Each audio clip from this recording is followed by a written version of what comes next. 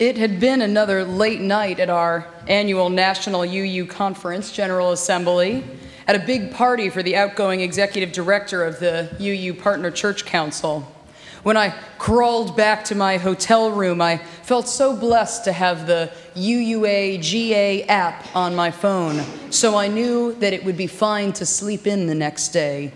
That year at General Assembly 2017, we were voting on more gender-inclusive language for our 6 sources of spiritual inspiration during one of our plenary sessions where UU representatives from across the country hear reports and take votes on important matters. I checked the UUA-GA app for when the vote was taking place because I wanted to add my vote of support to all gender nonconforming Unitarian Universalists, and because of how much I needed some extra Z's. The vote was not scheduled for the morning. I didn't even set an alarm for the next morning, but awoke to a familiar phone sound, buzz, buzz, buzz. It was one of my fellow UU ministers who I'd met in seminary. He was texting me to ask where I was. He was saying the plenary session was awful, and he wished I'd come and sit with him. I asked him if he was okay, and he said no. So I got worried.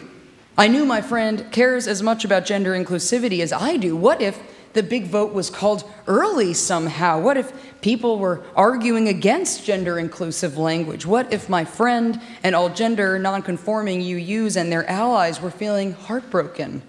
What if my voice was needed in solidarity? So I dragged myself out of bed, freshened up, and put on my nice General Assembly clothes, hiked over to the convention center, and found my friend in the big assembly hall, at which point I learned he was being sarcastic the whole time. He was just, bored and wanted someone to sit with him. I was so mad and so tired.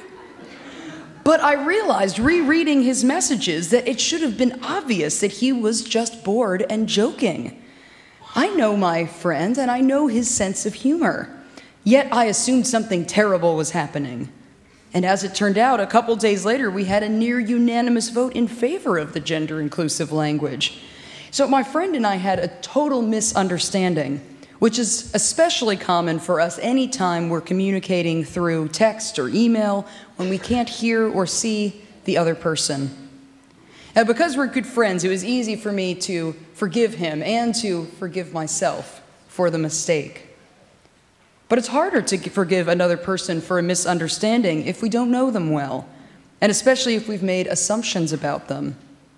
I remember when I first arrived here at First Parish, many folks in the congregation assumed I would share certain qualities with Reverend Katie Lee Crane or Reverend John Burens, and that same fall that Irina came, that she would share certain qualities with Roderick Phipps Kettlewell or Vivian Montgomery. Sometimes this meant that people wouldn't tell us certain things because they assumed inaccurately that we already knew how things were done. There were some misunderstandings that first year when Irina and I arrived. Assumptions and misunderstandings are very common when a new person replaces a familiar person in a familiar role, whether that role be of a minister, a music director, a committee chair, a teacher, a boss, an elected official, and more. And now we have 2 new staff members joining First Parish this year, Roberta and Sally. We are very excited to welcome them here and hope we'll have a vibrant and joyful shared ministry together.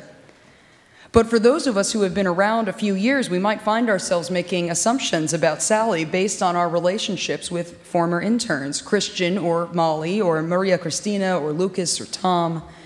And that same might happen with Roberta because of our many decades of experience with other religious educators.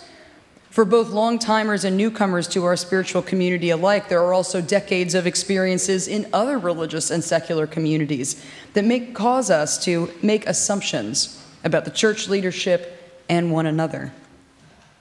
As we start our new church year with the spiritual theme of compassionate connection, I hope we can remember how naturally misunderstandings can arise, especially when we make assumptions. Instead of assuming that a new person will be like the other people we have met before, we can choose to listen deeply to their individual story and appreciate their unique personality. Modern Vietnamese Buddhist monk Thich Nhat Hanh writes, "We can translate deep listening as compassionate listening, that is, to listen with compassion or to listen with love. We don't listen in order to criticize, to blame, to correct the person who is speaking, or to condemn the person." Such deep, compassionate listening requires of us to stay focused, keep the attention on the other person and not ourselves, ask questions that may help us further understand our new friend, offer compliments on wonderful parts of their journey and personality, and strive for understanding and empathy with their feelings.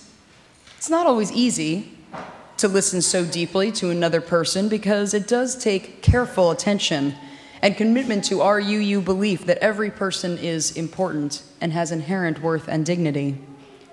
But deep listening is a healthy building block of relationships with our family, with our friends, and with our fellow church members.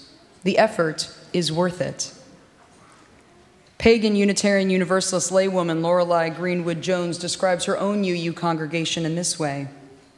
"In this sacred place, we need not be alone. We seek a listening ear, a warm heart,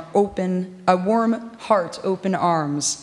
In this sacred place, we join together against the waves of negativity and oppression in our world. We are a community of individual beings living our own lives, yet coming together now and then in joyful celebration of the Spirit and one another.